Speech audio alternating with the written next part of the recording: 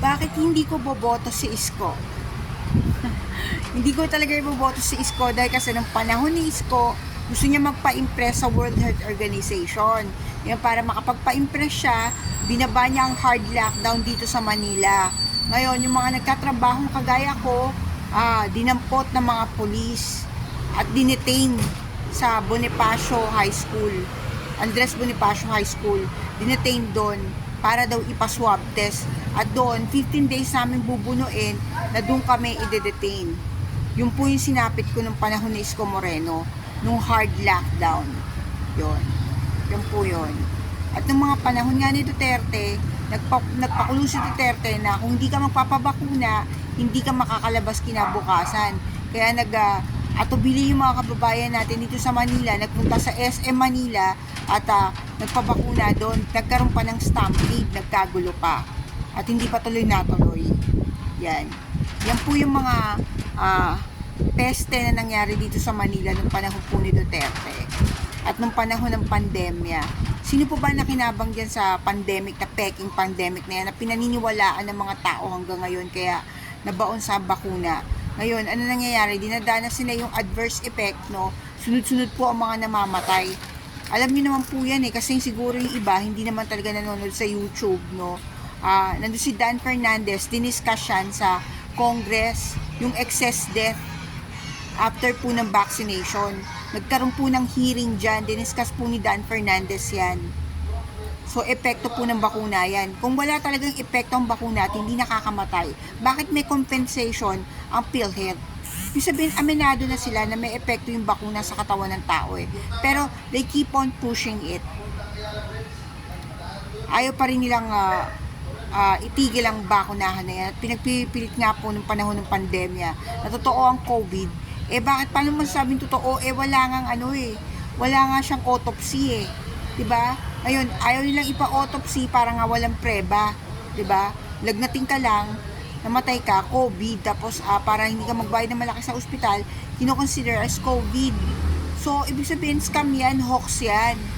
So, yung mga kababayan natin ngayon, sana huwag na kayo nagpapaniwala sa bakuna, ako na nagsasabi sa inyo. Kahit walang bakuna, ngayon ako nga walang bakuna, nakasurvive Pambihira naman kayo mga kababayan. Pag may pumunta na naman uli sa bahay nyo at bakuna na naman, pakiramdaman nyo na yung sarili nyo, ano na ba nararamdaman nyo? Pahina ng pahina yung resistensya ng katawan nyo dahil sa bakuna. Please lang mga kababayan, wag nyong iboboto tong mga ganito kagaya ni Isko na pro-vaccine. Huwag nyo na pong iboboto yung mga ganyan.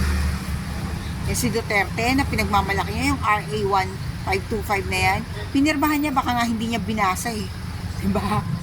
Hindi niya binasa, pinirmahan niya lang, diba? O para wag lang ma-obvious na against na pro-bakuna siya, diba? Yun. Nag-RA siya pero tinaliwas niya rin. Pinersa niya rin ng mga kababayan niya magpabakuna. O, diba? Tsaka yung mga kandidato na no vaccine, no travel. Huwag niyo boboto yung mga ganyan. Puro mga pro-elite, anti-purong pinatutupad nilang batas. Kaya huwag niyo pong iboboto yung mga pro-vaccine na yan dahil ang gusto niyan, depopulation agenda po ang gusto nila. Bawasan ng tao para madali nilang makontrol, madali nilang mamanipula. Ayan, pag si Sara, binalik niyo yan, puro lockdown, magkakandalugi-lugi uli ang negosyo niyo at hindi na kayo makakabangon. Yan. Yun yung mga pampatay sa inyo, yun yung mga gustong-gusto nyo, yung nagpapahirap sa bayan. Kaya wag na wag nyo iboboto yan, Isko Moreno, Amy Marcos, Duterte, yung mga ganyan, yung mga, kahit sino Duterte, wag nyo nang iboboto yan. Utang na loob mga kababayan. Wag nyo iboboto yung mga trapo, tsaka yung mga walang alam, tapos nasa Senado pa, tatanga-tanga. Pinagtatawanan tayo ng ibang bansa. Kung bakit mga ganun ang mga nasa Senado, kahit mga walang kakwenta-kwentang topic, dun din i-discuss sa Senate.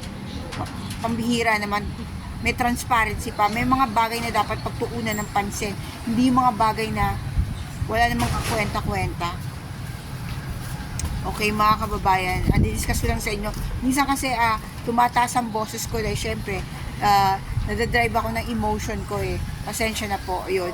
Basta yun, sa darating na halalan, hindi natin iboboto yung mga pro-vaccine, mga kababayan. Ako hindi ko iboboto yan. Isko Moreno, hindi ko iboboto yan kasi Once sa kinalabit ni Bill Gates yan, kayang-kaya kayong ibenta niyan. Kayang-kaya po kayong ibenta niyan. Kayo yung pahihirapan, kayo yung pasusuotin ng mga protocols, yung mga facial face mask, sinakinabang dyan. Diba si Duterte rin, diba, yung kaalyado niya, yung Parmali, case nila ni Michael Yang, sila kumita dyan, kaya inuuto nila yung mga tao na bilhin niya mga yan, na totoo ang COVID, at kailangan lang bilhin niya mga, facial face mask na yan, kasi sila yung kumita dyan. At inuto kayo ng inuto na mamamatay kayo pag hindi kayo nag-face mask. Ayan. Kayang-kaya kayong utuin. Kaya wag na po kayong magpapauto, gamitin yung utak nyo. Wag kayong DDS. May utak po kayo. Ginamitan kayang utak para timbangin nyo kung anong katwiran. Sa choice pa lang po, kailangan po maging matalino na tayo.